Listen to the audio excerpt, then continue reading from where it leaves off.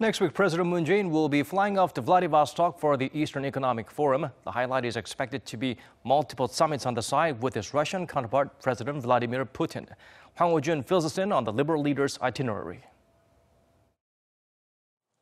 South Korea's top office has confirmed that President Moon Jae-in will hold summit talks with his Russian counterpart Vladimir Putin next week on the sidelines of the Eastern Economic Forum in Vladivostok.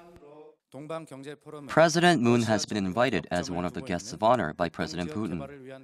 The international forum focuses on the development of Russia's Far East region, and this will be President Moon's first visit to Russia since his inauguration. The president will fly out from Seoul on Wednesday morning.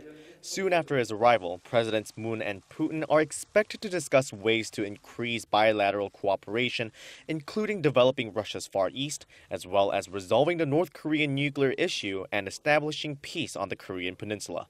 The two leaders will also hold a joint press conference and sign key agreements and MOUs.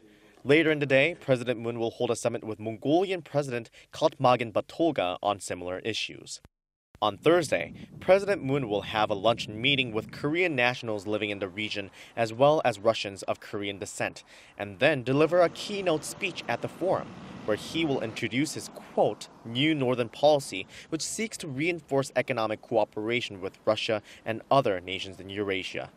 President Moon is also expected to hold a summit with Japanese Prime Minister Shinzo Abe on the sidelines, but according to the Blue House, the details are still being ironed out. The presidential office underscored that next week's trip is significant as a chance for Seoul and Moscow to enhance their cooperative partnership on the basis of mutual friendship and trust. It said closer ties between the two can ultimately lead to the collective development and prosperity of Eurasia. Hwang Hojun, Arirang News.